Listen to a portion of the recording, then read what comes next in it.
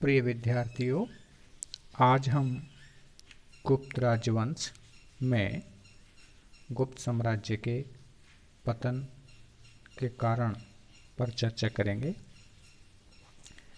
2 शताब्दियों के निरंतर उत्थान के पश्चात शक्तिशाली गुप्त साम्राज्य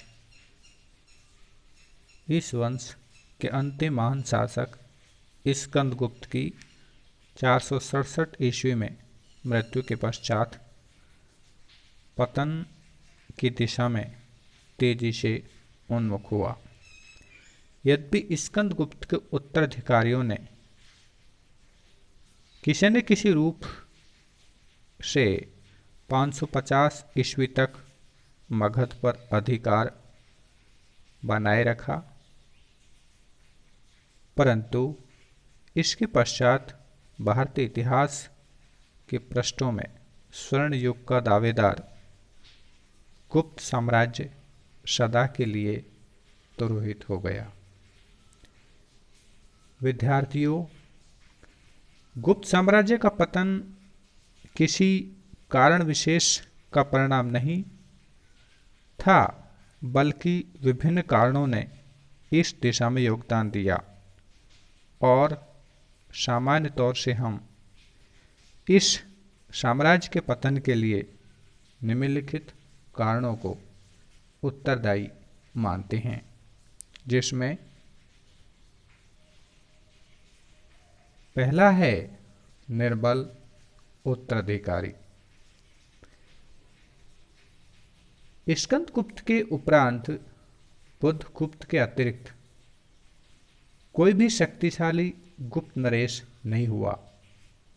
अपनी अयोग्यता के कारण स्कंदगुप्त के उत्तरवर्ती गुप्त राजा न तो विदेशी आक्रमणों से साम्राज्य की रक्षा कर सके और न ही आंतरिक विद्रोह का दमन कर सके। अतः हम कह सकते हैं कि अयोग्य और निर्बल उत्तराधिकारियों के कारण गुप्त राजवंश का पतन हुआ। उत्तराधिकार के युद्ध। गुप्त वंश में उत्तराधिकार संबंधी कोई निश्चित नियम नहीं था। परिस्थितियों के अनुसार कभी सिंहासन ज्येष्ठ पुत्र को प्राप्त होता और कभी योग्यतम पुत्र को, चाहे वह छोटा ही क्यों ना हो।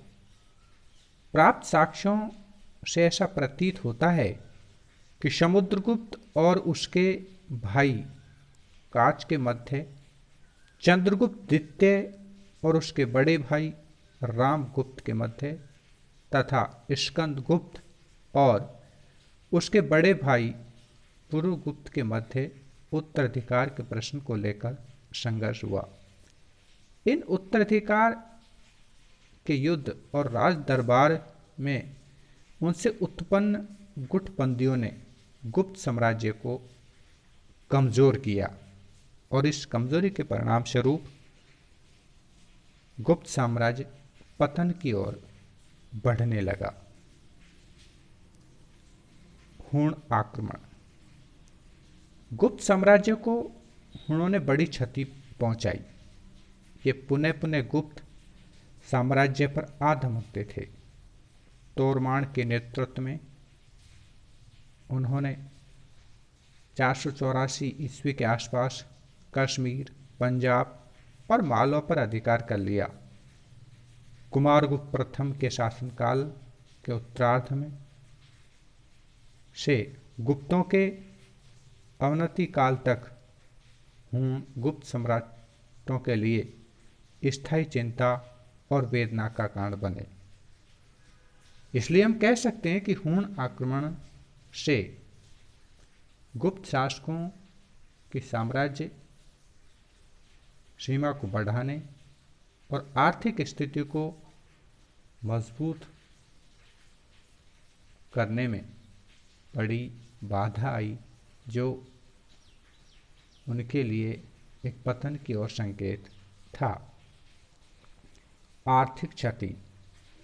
पश्चिमोत्तर तथा पश्चिमी प्रदेशों के गुप्त साम्राज्य से निकल जाने के बाद गुप्तों की आय के व्यापारिक स्रोत अपेक्षाकृत बहुत कम हो गए। स्कंदगुप्त तथा परवर्ती गुप्त राजाओं की हुन के विरुद्ध निरंतर युद्धशीलता ने भी गुप्तों के राजकोष को प्रभावित किया।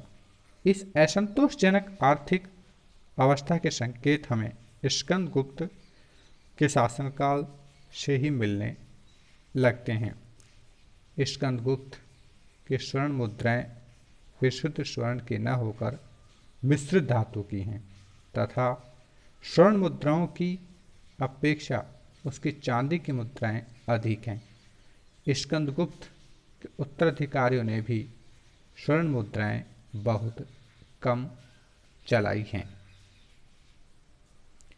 यशोधर्मन का उदय और अन्य।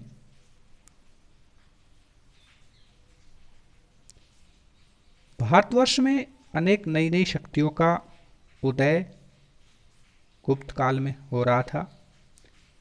थानेश्वर के वर्धन, कन्नौज में मौखरी, कामरूप में वर्मन तथा मालवा में औलिक्रवंशी यशोधर्मन का उदय हुआ।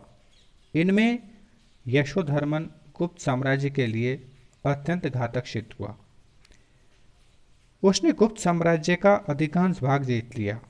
इतिहासकार हेमचंद राय चौधरी यशोधर्मन के पूर्वी भारत के अभियान को गुप्त साम्राज्य के पतन का तात्कालिक कारण बताते हैं।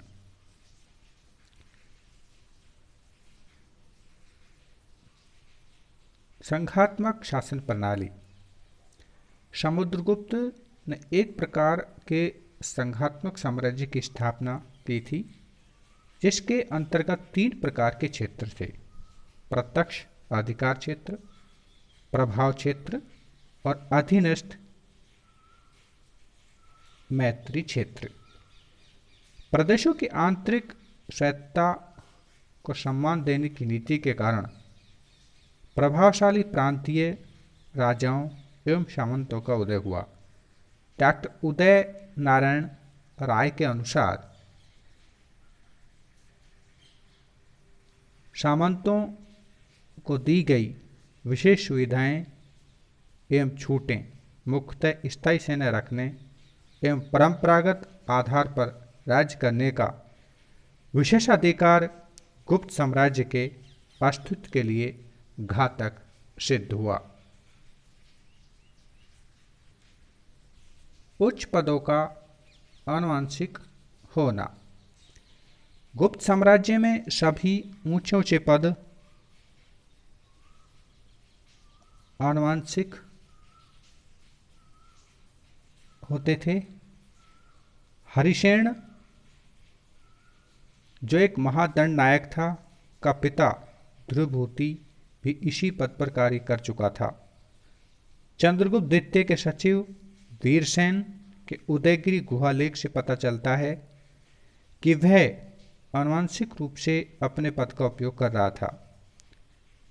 करमदंडा लेख से पता चलता है कि कुमारगुप्त का एक मंत्री पृथ्वी सेन भी अपने पिता के बाद इस पद पर नियुक्त हुआ।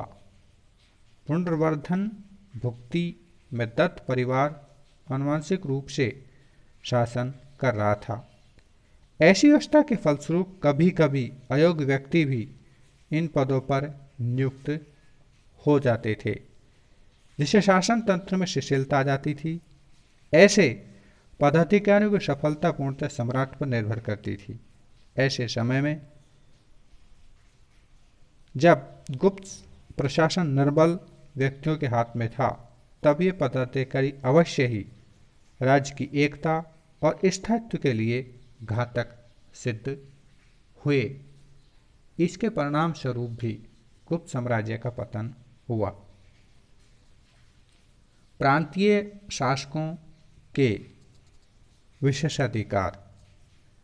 गुप्त युग में प्रांतीय शासकों एवं सामंतों को अनेक विशेषाधिकार प्राप्त थे। अपने अपने प्रदेशों में वे सम्राट के समान ही सुख सुविधाओं का उपभोग करते थे। वे महाराज की उपाधि धारण करते थे। सामंतों को सेना रखने का अधिकार था। वे अपने अधिकार क्षेत्र की जनता से कर वसूल करते।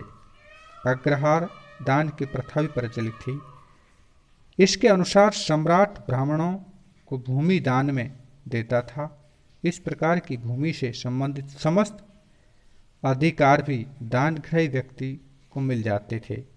ऐसी भूमि में स्थित समस्त चारागाहों, खानों, निधियों, वेष्टि अर्थात बेगार आदि के ऊपर भी उनका अधिकार हो जाता था। आर्थिक तथा राजनीतिक दोनों ही दृष्टि से यह व्यवस्था साम्राज्य के लिए घातक सिद्ध हुई।